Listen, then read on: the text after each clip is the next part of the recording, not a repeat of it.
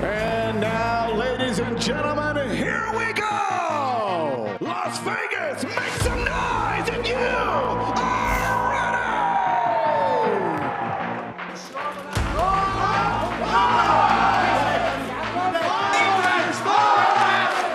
He's not going to make it out of round two. Both are starting to feel it now. There's the takedown with little resistance. The pressure's coming, and there it is. He's dangerous.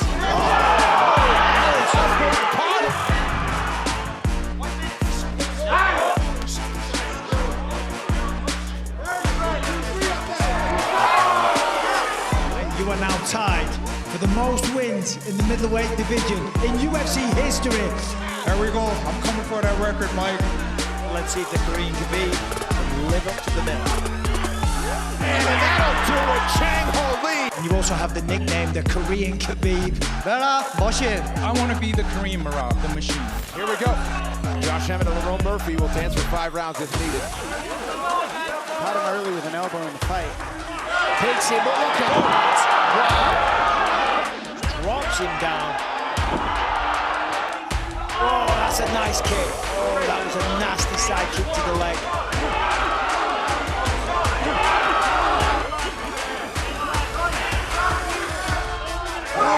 For your winner by unanimous decision, Lerone, the Miracle! Listen, it's all right. That's the fight soon. Hey, 16-0. 16-0. What? Easy work. Easy work. Kia ora e te iwi no mai haramai ki UFC on Sky ko Ravinda Hunia tōku ingoa. Joining me, UFC lightweight Dan Hooker. Kia ora. I'm excited this week. Let me tell you something. We've had a couple of quiet weeks, but this right here is a fight night. We do indeed. And joining us now from Miami is the former featherweight champion Alexander Volkanovski. Kia ora e hoa. Welcome back to the show. It's good to be back on the show. How are you? Yeah, we're good, thank you. Look, mate, this is very exciting. Very excited to be talking to you ahead of not only a comeback fight, but a title one at that. Talk to us about how it's all been going so far. Yeah, it's been going good. You know, yeah, it is good. It's good to be fun for the building, and even just good to be getting back in there. It's been a long camp, very long camp, but been training hard and ready to get in there and get that belt back. So I just wanted to ask you, Volk, I know, this is your 10th consecutive title fight lined up for this Sunday. Has anything changed this camp in terms of your preparation? Because obviously 10 title fights, they're the biggest fights of your career, but is this one any different? Probably just longer. It's been a longer camp, a little more structure throughout the whole camp, and probably diets and everything like that. So I've been on a diet for that 16 weeks as well, and just being that little bit more disciplined than I usually am. I wanted to do that bigger camp because I had such a big break. So I wanted to just get a better base early in camp and then roll in, get that weight down and do all the things like that. And I thought that would do good for me, bringing that weight down, make me feel sharp. And it was, mate. It was a treat to go through camp that little bit lighter and healthier. So, yeah, it's been great. So how are you feeling about this local? I think we know who I'm supporting. I wore my Volk shirt today, brother. I'll be picking this fight with 2 eyes shut. But no, how excited were you to get the Lopes name? You fought you fought Ilya, you fought Max, you fought all of these guys. So it's like you're getting something like a new, fresh challenge. So when that name came across your desk, especially for the belt, how excited did that make you feel? Yeah, well, exactly right. It was fresh, fresh name. But not only that, it's still, the new school, new generation, right? That's going to be a big question. Has Alex still got it? Can the game's evolved? Is he too old? Can he deal with these guys? So I'm not getting Ilya. I wanted that rematch and get that win back, but I've got the next best thing. I've got another young, hungry guy, dangerous guy, and it's for the vacant belt. So it's worked out. The next best thing. So very, very happy with this matchup and style. Again, fun fighter. A lot of hype around him, and I'm ready to take that hype and just remind everyone. Was this always the fight? Were you always going to be facing Diego Lopes, or were you initially under the impression you were getting Ilya? What was the happening there? Yeah, we thought it was Ilya. Yeah, we weren't sure exactly what was happening. Or we did the face-off in Abu Dhabi. So we were like, all right, it's definitely going to be Ilya. And then I just wasn't sure because you hear him talk about maybe moving up. Then the UFC were like, we don't, we are going to have this date, Miami. We just don't know who yet. So I'm like, oh, all right, well, something's going on. And I didn't know if it was interim, vacant belt, for the, against Ilya. Like, I had no idea until UFC Sydney. They end up letting me know that it will be Diego in Miami, which was only like a week or two before they announced it. And then I found out when Dana announced it that it was for the vacant belt and that Ilya was moving up. So I didn't know if it was interim or not before then. Were you a little gutted at that? Because I know, there's been a few conversations over this, time you've been off that you really wanted this fight back. Did that pee you off a little bit? Were you just like, oh, nah, yeah, sweet, Diego it is? I would have been if it was earlier, but I mean, it got to a point where I was just waiting around for ages and I wanted to get back in there. So, I got to a stage where I'm like, when's this happening? Is it Ilya? What's going on? We weren't too sure. I'm like, I don't care who it is. I don't care if it's for an interim. Let me just fight, if he's not ready yet, I'll fight him a little bit later. I just want to fight now, maybe for the interim, then I'll fight him after, whatever. Like, it got to that point. So that made it easier because, if you asked me before, then I would have been, I want Ilya. But through time and, me obviously wanting chewing at the bit to get back in there, it was just like whoever, whenever, let's just make it happen now, and so that made that process easier for me to handle. So looking into this fight, Lopes is a young, hungry bull. Like, he's pretty aggressive on the feet. He's pretty aggressive with his jiu-jitsu. I know you're obviously going to have the experience head and shoulders over him, but where do you find that your advantages are going to lie when this matchup actually takes place stylistically? Yeah, I think just experience and everything that we do so well. The understanding of the game that we all have. Again, he's very dangerous.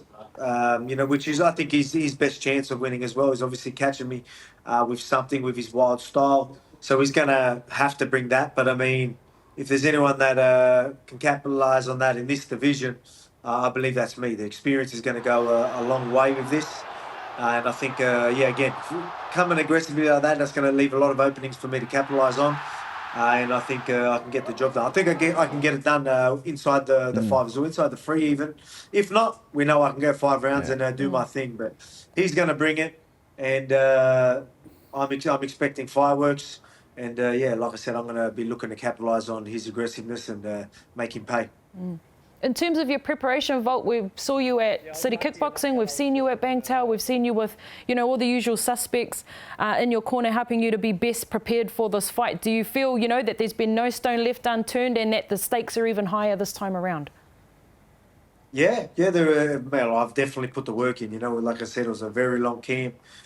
So we didn't mess about with this one. We took it very serious. Again, I probably went even more above and beyond with the dieting and, haven't had a drop of alcohol for like 16 weeks, haven't even had a cheat meal for like 16 weeks. And everyone knows I love my food. You watch my Cooking with Volk.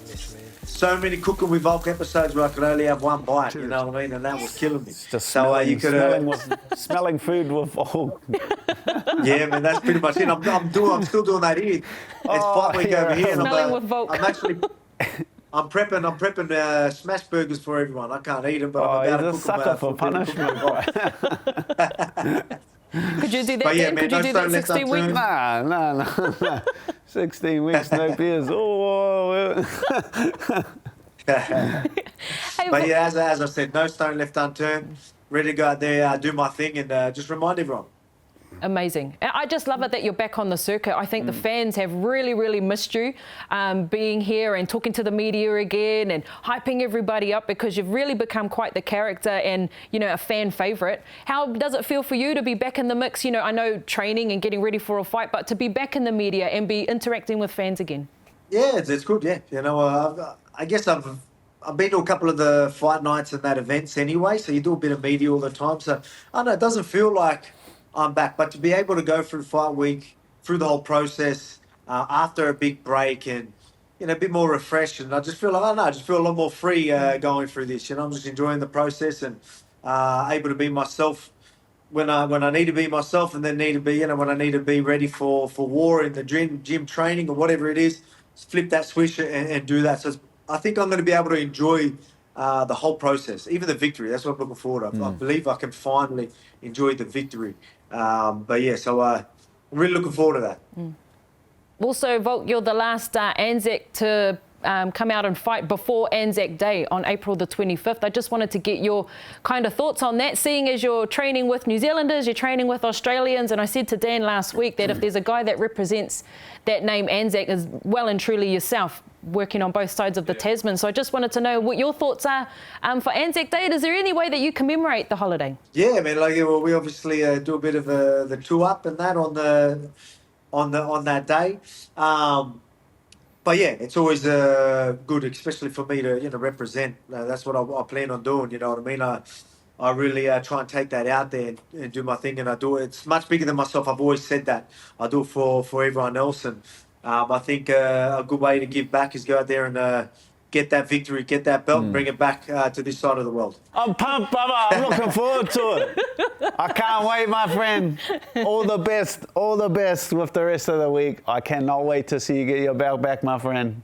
I'll be watching it with bells on. Appreciate it. And when I'm back, mate, we're gonna have to catch up. And then, like I said, I've been long waiting a beer. It'll be good to have a beer with you. So, Sounds good, brother. Yeah, make it happen. Appreciate it. Shopper. See you later.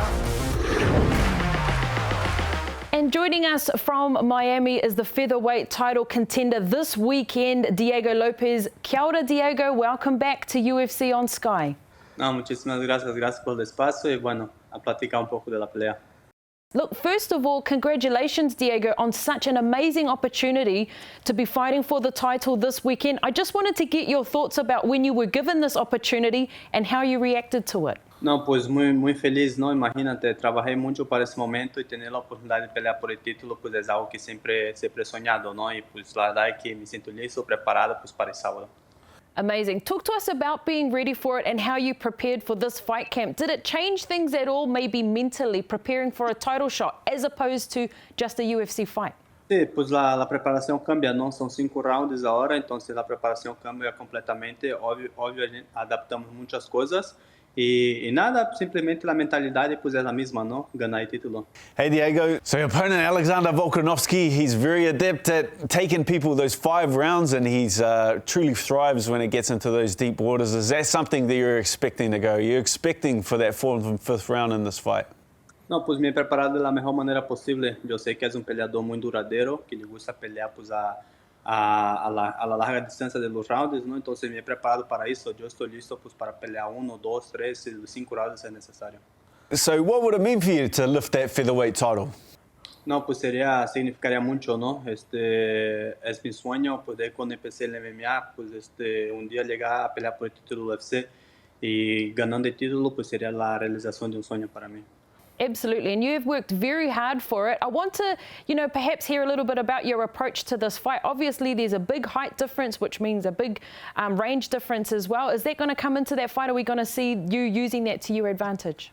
Pues yo creo que toda mi carrera siempre me ha tocado peleadores un poco más bajos que yo, entonces yo creo que es algo que no va como cambiar mucho, ¿no? Aparte yo soy un peleador que le gusta trabajar a la corta distancia, entonces no creo que vaya a ser como algo diferente. And how do you think Alexander Volkanovski is going to come into this fight? Obviously, he's had a bit of time off, recovering after 2 losses. Do you think that this works to your advantage? No, pues nosotros estamos esperando la mejor versión de Volkan, ¿no? Porque es un peleador que justamente no tomó bastante tiempo de descanso, definitivamente pues trató de mejorar en todas las áreas, entonces nosotros estamos esperando la mejor versión de él. Y nada, pues la ventaja que voy a tomar de eso es pues mi actividad, ¿no? Pues no he dejado de pelear desde cuando llegué dentro del UFC. Yo creo que eso va a ser diferencial. Yeah, that's a very good point. Look, there's a lot of talk in the UFC at the moment that there's a changing of the guard, that these young fighters are coming through and taking out the veterans and taking out the champions. Is that going to be you this weekend? Pues es mi objetivo, no es mi objetivo, por eso ahorita pues, me he preparado de la mejor manera posible para ganar el título y pues bueno, como bien mencionó, pues tomar el mando, ¿no? Y ser pues la línea de frente para grandes peleas dentro de la división. Lovely. Well, look, we are all looking forward to watching the fight this weekend. Congratulations again. The title shot is amazing for you. You've done all the hard work leading up to this point, so good luck for UFC 314. Thank you. Fano, joining us now is UFC lightweight Michael Chandler, who is over in Miami as well. Kia ora, Michael, and welcome to UFC on Sky.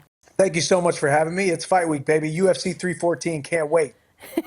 Well, you're totally pumped up. That's the vibe that I'm getting from you. So talk about, what it's like on the ground in Miami, counting down to UFC 314. It's great. Anytime the UFC, the world's premier mixed martial arts promotion, combat sports promotion, descends upon a city, the buzz is high. You got people flying in. You can feel the energy. So I'm excited to be a part of it. This is an absolutely stacked card.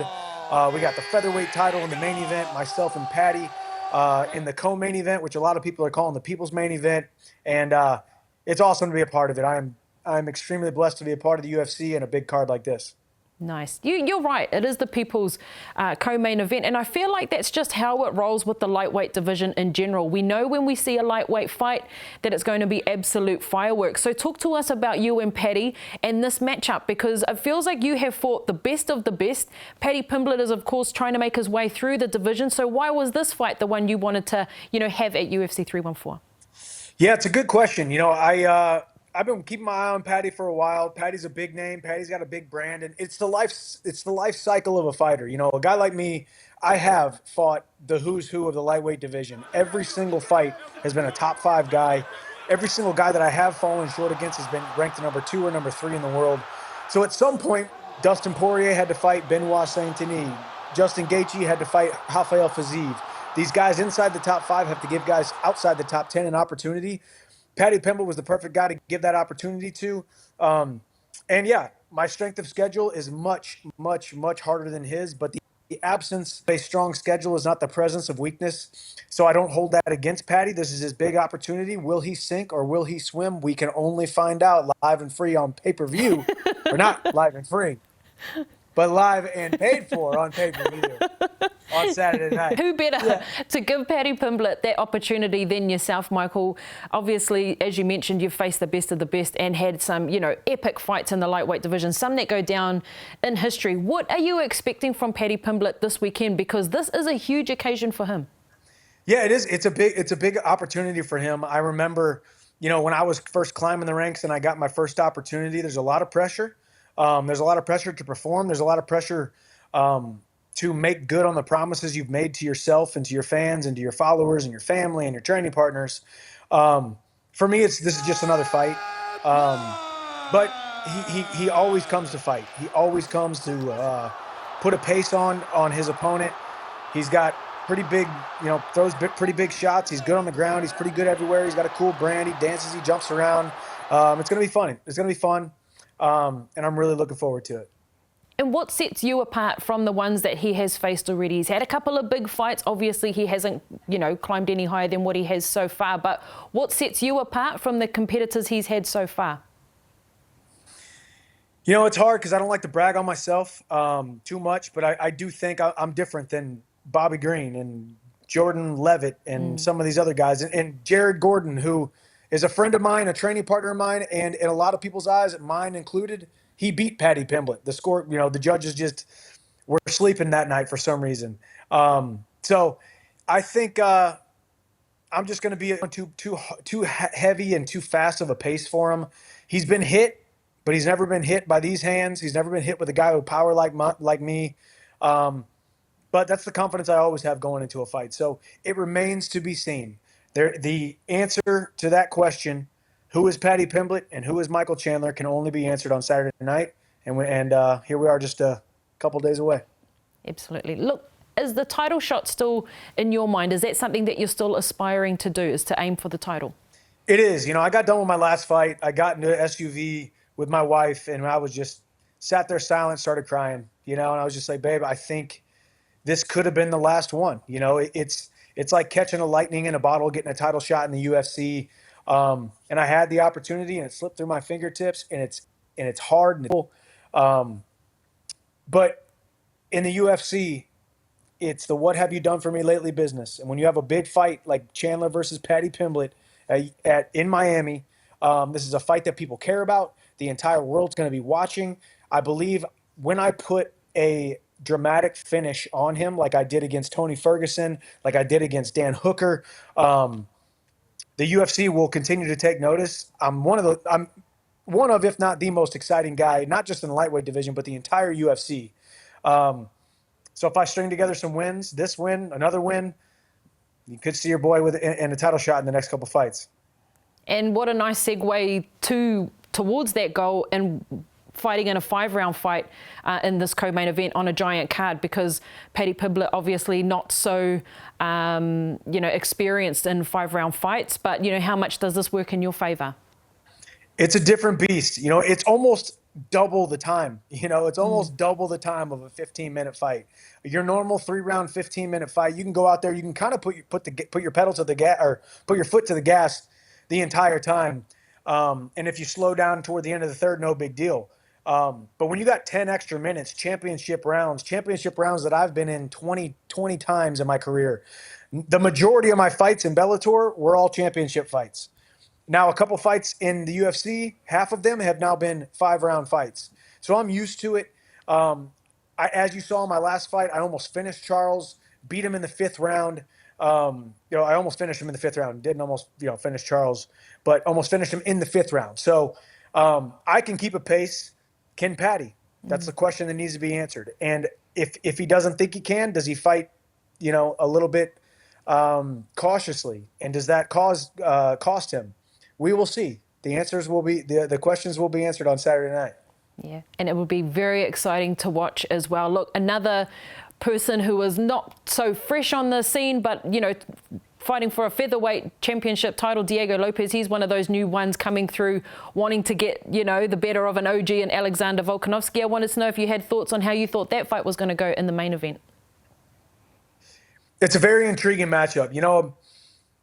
In this fight, I can already see there's a little bit of a narrative being painted that we got some old guys and we got some young guys, right? And me and Volk aren't too fond of this narrative. So, I'll be rooting for Volk, rooting for the veteran. Diego Lopes, got a ton of respect for him. Bright, up-and-comer, hungry. But, Volk's got the veteranship. Volk's got the experience. Volk has the championship level experience. So we'll see how it goes. But Diego, I was at his last fight. I was cage side essentially watching him fighting Brian Ortega, and it was a masterclass in violence and hard shots, keeping a pace. His hair, the front of his hair flying one way, the back of his mullet flying the other. I mean, the guy, it was a lot of he's a fan favorite. He's the guy I like to watch. So may the best man win. But all I know is don't count out the old guys, because we got wisdom. I have to agree with you there, Michael. Look, it's been a pleasure to meet you, or meet you, and have a chat with you ahead of this huge fight for you, and all the very best. We down here in New Zealand will be watching come Sunday morning. Thank you so much. I appreciate you. See you at the top. Joining us now is UFC lightweight Paddy Pimblett. Kia ora, Paddy, and welcome to UFC on Sky. Thank you very much. Look, you're looking quite relaxed and comfortable there. Talk to us about your day so far. I know it's a big day of media today as well. Yeah, big day of media. Started doing media at 10 o'clock today, and it's now 4 o'clock. So I've been chocker all day, but it's one of them. It's fight week. It has to be done. You have to prepare yourself when you're going through these media trains as well, especially considering, the bigger the cards. I'm guessing the bigger the attention. No, not really, to be honest. I'm used to it. I've always had a camera getting put on my face, and I have a YouTube channel and me vlogs and stuff, so I've always got a camera following me around. To be honest, I'm used to it. But yeah, fight week, it ramps up. You've got non-stop interviews, non-stop calls like this, non-stop just appearances. Absolutely. And then, of course, on top of that, you're trying to cut weight or stay on point heading towards weigh-in. So how's all of that going for you, as well as these obligations? It's going well, you know what I mean? My weight's in a nice place. I should have less weight to cut than I have in my last couple of fights, so everything's going perfectly, to be honest. I feel like I've got more energy than I've ever had fight week. Look, talk to us about preparations and perhaps this fight in general. Obviously, as everyone's mentioning, the biggest fight of your career so far, coming up against Michael Chandler this weekend. But talk to us about preparations and how you've put yourself in the best possible position for this weekend. Yeah, preparations went perfect, to be honest. Other fight camps I've had have been tough and you've had like bumps in the road, but this one really has been perfect. The fight got confirmed about 8 weeks ago, but I was in the gym training every day after the new year. Even when I was on holiday in Mexico, I was hitting pads with my coach most days who was with me and still doing my training. So I felt like I kept the fitness up even though I put a bit of weight on. But then it's just everything's went smoothly, very cliche, but I'm in the best shape of my life. I'm the strongest I've ever been. I'm the quickest I've ever been. My technique feels on point, so I don't see how I'll lose on Saturday night. Obviously, you haven't lost in the UFC yet, so congratulations on that. But it feels like you've done things right. You've come through the UFC, making your debut in 2021, 6 fights, you're doing something right. So, and it's all worked up to this moment. I would have liked to have had a couple more fights, but I got a career-threatening injury and had to have 3 surgeries and one on my ankle. That's why I had such a close fight with Jared Gordon. I got injured in the first round. And then obviously my wife had twins, so I had to be around at home a bit more for that as well. So I wish I would have had a couple of more fights, but everything's went perfect. The trajectory, the speed that I've took it at. I'm on the road to the title now, and Michael's just another step along that ladder. Absolutely. And how important is it to not get, too consumed with the occasion of it all? I know that there's, as I mentioned, a lot more attention when it comes to fights like this. But how, important is it to come out, obviously, it's on his home turf and things like that, just mentally being prepared for this fight as well as physically? Yeah, you've got to be mentally prepared more than anything, but I'm always ever confident. I'm never not confident in my own abilities. I know how good I am and I know what I'm going to do. And it's funny because obviously he trains in Miami, but when I walk out, I'm going to be like the home fighter. Everybody knows that.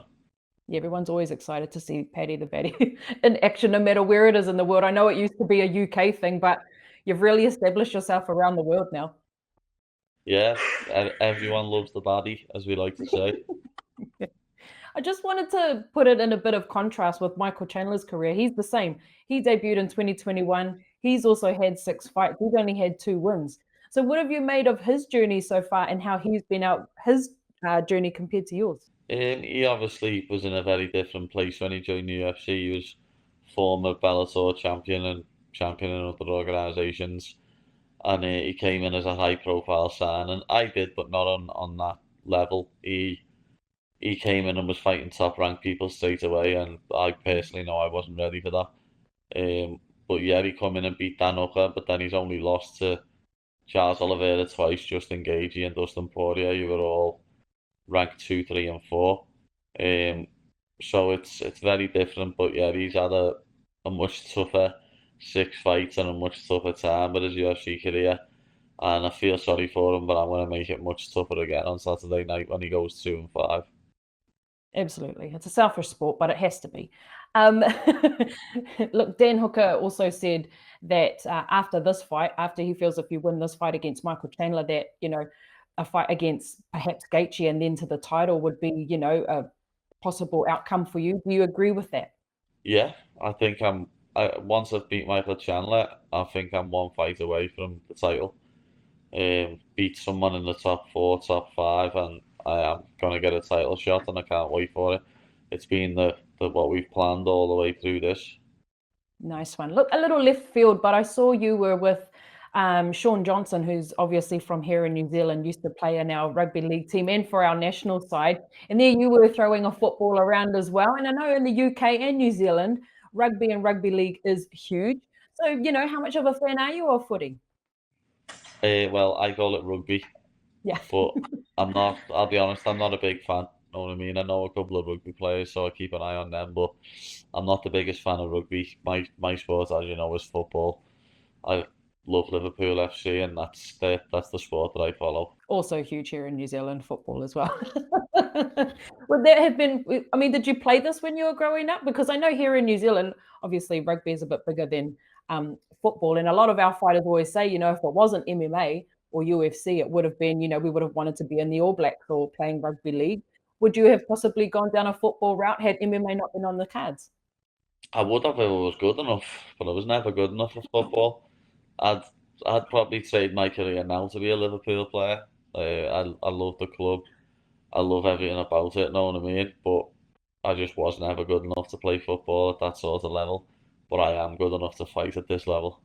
Nice. Well, you can sit on the couch like the rest of us and watch those big sports. There's nothing wrong with that at all. But Paddy, thank you so much for your time. All the very best for the rest of the week, and we'll be watching you in action on Sunday morning or Sunday afternoon from here in New Zealand. Thank you very much. I'll be putting on a show for you. Don't worry about that. Whānau, well, there you have it. We have heard from all 4 of our competitors at the top of the ticket of UFC 314 this weekend. Dan, where will you be watching the fights this weekend?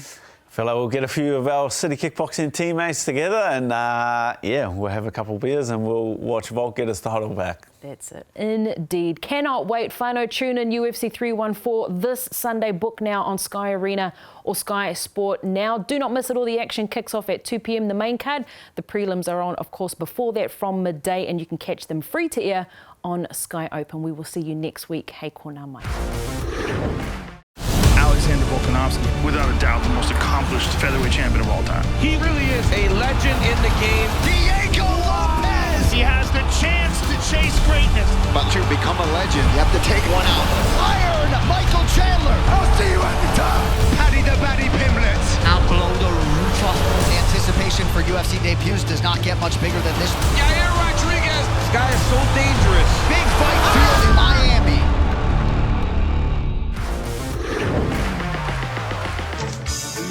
Land down under, women go and men thunder.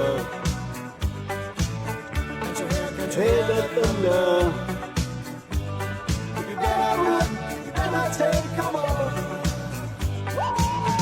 The undisputed